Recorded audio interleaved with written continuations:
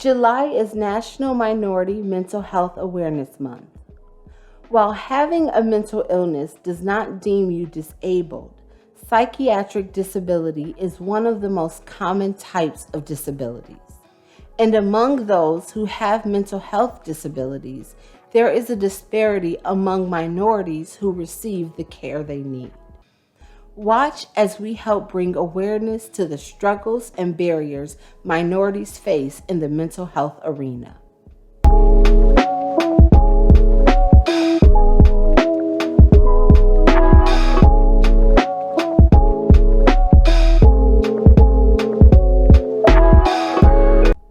Hello, welcome to My So-Called Disabled Life, where I not only speak about my life and experiences as a disabled woman, but talk about the truth about disability and what it means to live as a disabled person. I am your host, Chaundra McGill, a motivational speaker and life coach for the disabled. Today, we will be talking about mental health awareness among minorities. Now let's start off with some statistics of mental health in the general U.S. population according to the National Alliance of Mental Illness.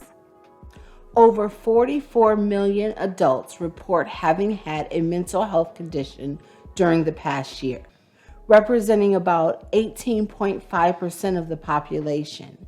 So that means about 1 in 5 American adults experience mental illness. Here is a breakdown of the type of mental illnesses that Americans face. 19% have anxiety disorders. 8% have battle with depression.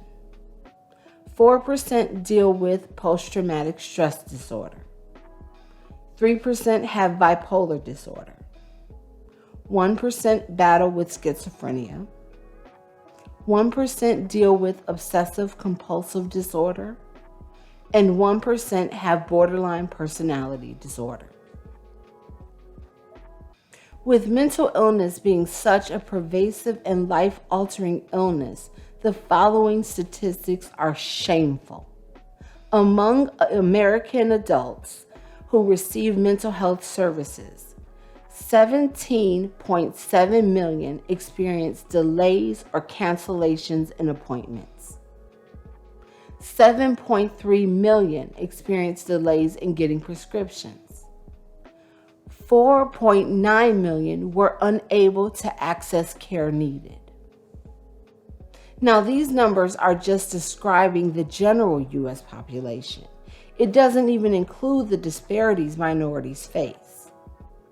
Racial and ethnic minorities often suffer from mental health outcomes due to cultural stigma and lack of access to mental health care services. One reason for this is that many people do not have health care insurance for mental illness. It is extremely difficult to win Social Security disability claims based on mental health conditions without the support of a psychiatrist or licensed psychologist, and without a detailed report from the psychologist or psychiatrist about your mental limitations and how they limit your life. Another reason is due to cultural stigmas, that people with mental illnesses have weak personalities or bad childhoods. But to further discuss this disparity of mental health care among minorities, we have a very special guest to offer further insight into this epidemic. Welcome to My So-Called Disabled Life. I am Chaundra McGill. I am here with a very special guest, Susan Buckman. Thank you so much for joining me. Well, thank you for asking me. So why don't you go ahead and tell us a little bit about your background? Well, I'm a military kid, so we moved around a lot. I used to be a special ed teacher, and I went back to school in 2014 and got a master's in social work so that I could do therapy. And I've been doing that ever since. 50% of people who are disabled do not have access to healthcare, period. Right. And it's hard for able-bodied individuals to get mental health care. What are the barriers for people to get mental health care? Well, of course, in some communities and some ethnicities, there tend to be more social stigma, attached to it. I mean, the majority of my clients are white women. Men are very hesitant to get mental health services. At least now, this is one good thing that came out of COVID. There's more access because of telehealth. So, and I offer that service. Most of my clients like in person, but I also have several that I do telehealth with. So that at least helped make mental health care more accessible. But, if you don't have internet, or you don't have good enough internet, right, that's a problem. And a lot of people don't. Right. And then and a lot of people don't have the means to get there physically, like they maybe don't drive, or, like any kind of, getting somewhere in a vehicle would be extremely difficult. Right. And in spite of Obamacare, there are still people who don't have insurance. Right. So that can be a problem. So mental health is costly. Yes, it is. Why do you suppose that is? Well, my clients, the ones who have private insurance have a copay. Okay. But if you have Medicaid, there used to be, and this was a few years ago, a $3 copay. And I was doing contract work with another company at that time. And a lot of times I would just waive that. It's $3. Because there are people who don't have $3 to spend. Exactly. So now, that is no longer an issue. Clients with Medicaid just don't have a copay. Okay. Let's double back on the stigma, because you talked about there's a stigma with men. Men overall have, I think, a hard time. This was several years ago when I was doing community mental health. And I had a man, he had PTSD, and he said in the initial intake that he had been sexually abused. But, I just kind of left it at that.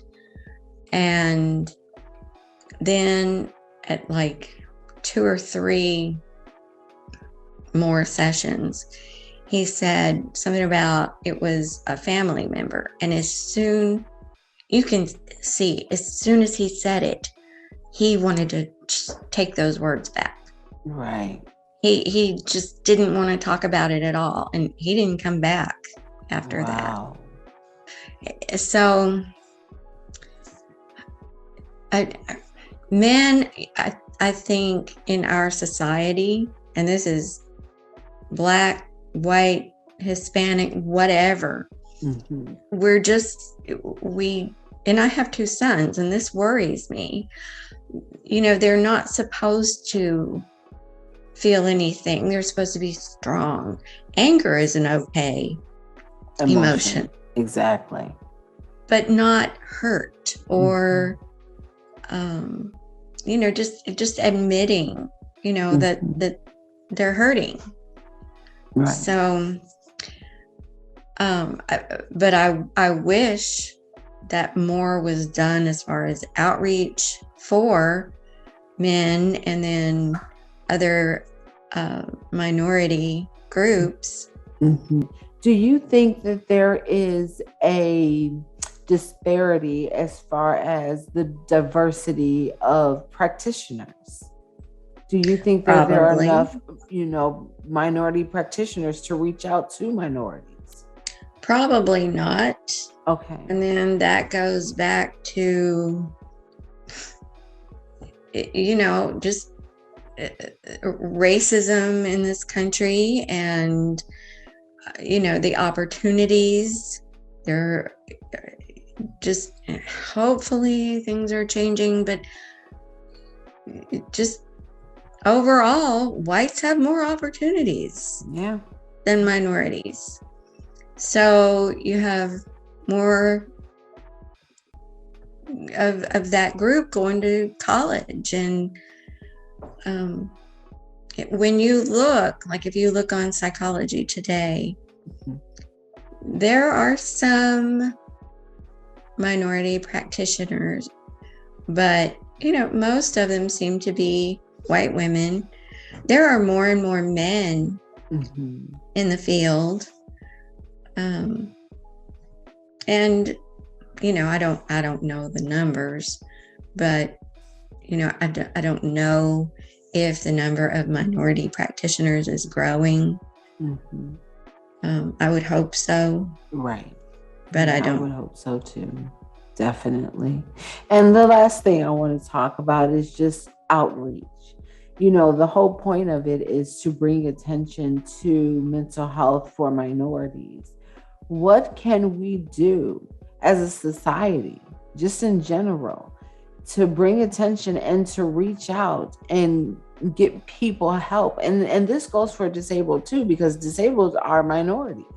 Absolutely. So how can we, have an outreach? How do you think that more minorities can be touched to come in and get the help that they need? I know that's a loaded question. That is, I mean, I wish I had, a definitive answer for that. Right. Maybe promoting it with, depending on the group, in Hispanic communities, in Black communities. Right. Well, and among disabled, that may be coming from their healthcare providers. Right. Just letting them know it's out there. Yes. And that their insurance will cover it. And that telehealth is available. Yes. Telehealth has really changed the game. It really has. Yes. It really has. So, and COVID, I mean, it was a very terrible thing, and we're still dealing with the epidemic. But as far as telehealth, it has made outreach, just even, getting into seeing your primary care physician a lot easier, than it used to be. Absolutely. So definitely, I can see from a mental health standpoint, someone not wanting to admit and go in and it being a lot more discreet. Oh, absolutely. This is a method of going about doing it. Well, Susan, I want to thank you so much for talking with me and imparting your wisdom and your expertise. And I hope that you will join us one day in the future. Come back and talk to us. If you invite me, I will gladly come. Well, I am inviting you. So thank you. Okay. Well, you have a wonderful day, and thank you once again. Well, thank you for having me, and you have a wonderful day too. Thank you.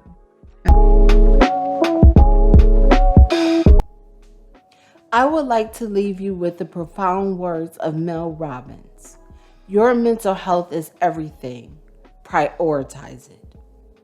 Make time like your life depends on it, because it does. Tune in next time as we talk about my personal battles with mental illness. If you are enjoying this video, then join the family by subscribing to the channel and hit the notification bell. Join the My So-Called Disabled Facebook page to join in lively discussions about disability. Thank you so much for watching.